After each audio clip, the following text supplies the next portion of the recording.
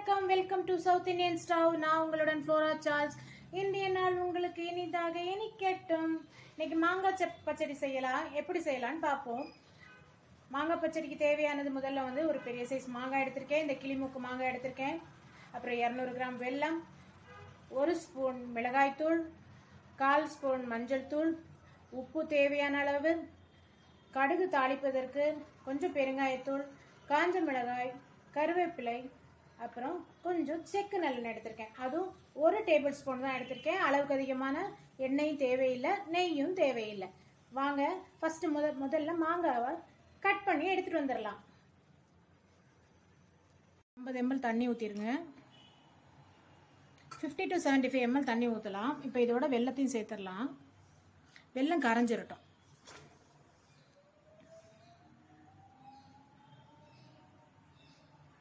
அதில் 75 ml தண்ணி ஊற்றி இப்போ அந்த வெல்லத்தையும் அதில் போட்டிருக்கேன். வெல்லம் கரைஞ்சி வரட்டும். அப்புறம் நம்ம அதோட மாங்காயோட சேர்க்கலாம். ஆயிடுச்சு. இப்போ அதில் எண்ணெயை ஊற்றிடலாம். அது கூட கடுகையும் சேர்த்தாச்சு.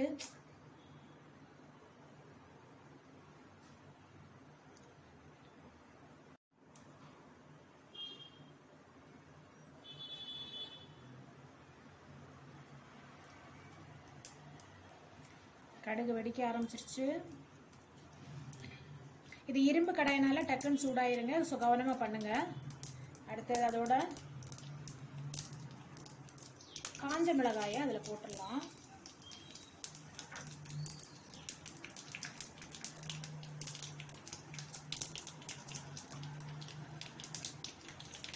பெருங்காயம், கருவேப்பிலை. இப்போ அந்த சமயத்தில் வந்து நம்ம கட் பண்ணி வச்சிருக்க மாங்காயும் போட்டுடலாங்க. இது கலர் எல்லோ வந்திருக்கு, பட் நல்ல புளிப்பு இருக்கு.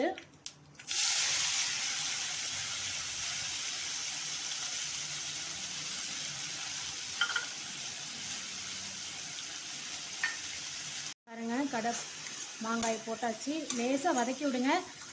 சூடு ரொம்ப வைக்க வேண்டாம். ஸ்டவ்வை வந்து கொஞ்சம் மிதமான தீயிலேயே வைங்க. கொஞ்சம் வதக்கிட்டே இருக்கலாம். இப்போ இந்த சைடில் ஸ்டவ்லாம் வந்து நம்ம வந்து வெள்ளை பாகுக்காக வச்சுருக்கோம். பாகு இல்லைங்க, அது வந்து கரையிறதுக்காக வச்சுருக்கேன். பாகு வேண்டாம். இப்போ இதனோட வந்து கொஞ்சமாக உப்பு சேர்த்துக்கலாம்.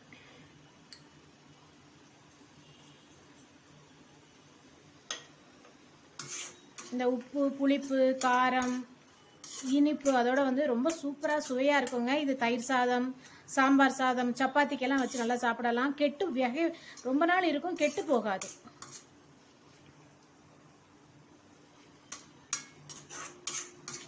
நான் வந்து இதை கட் பண்ணி சேர்த்துருக்கேங்க. இதை வந்து துருவியும் சேர்க்கலாம், தோல் எடுத்தும் சேர்க்கலாம். பட் இது இப்படி சாப்பிடும்போது வந்து தனியாக ஒரு பீஸாக எடுத்து சாப்பிடும்போது இருக்கும், ரொம்ப டேஸ்ட்டாக இருக்கும். அதுவும் வெல்லத்தோட சேர்க்கும் போது அப்புறம் உப்பு இருக்கும், காரம் இருக்கும், செம்ம டேஸ்ட்டாக இருக்குது. பாருங்கள், உப்பு சேர்த்த உடனே தண்ணி விட ஆரம்பிச்சிருச்சு. இப்போ இந்த டைமில் இந்த மஞ்சள் தூள் அப்புறம் இந்த மிளகாய் தூளையும் ஆட் பண்ணிடலாம்.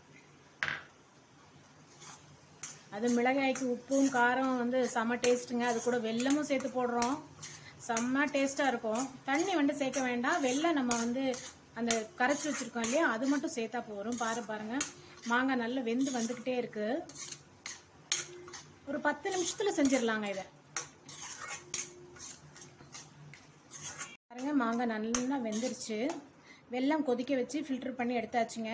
ஏன்னா வெல்லம் அப்படியே ஆட் பண்ண முடியாதுங்க. அதில் நிறைய டஸ்ட் நிறைய இருக்கும், ஸ்டோன்ஸ் இருக்கும், மண் இருக்கும். அதனால வந்து ஃபில்டர் பண்ணி எடுத்து வச்சுருக்கேன். இப்போ இந்த வெல்லத்தை இதனோட ஆட் பண்ணிடலாம்.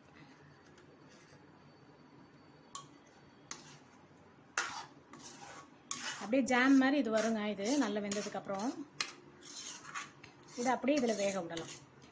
பாருங்கள், இப்போவுமே பாருங்கள் எப்படி இருக்குன்னு.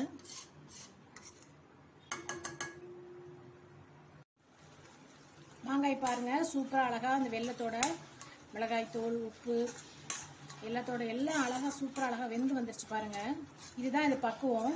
இது பாருங்கள் எவ்வளோ கிளாஸியாக இருக்குது. பாருங்கள், வெந்துருச்சு, ரெடி ஆகிடுச்சு.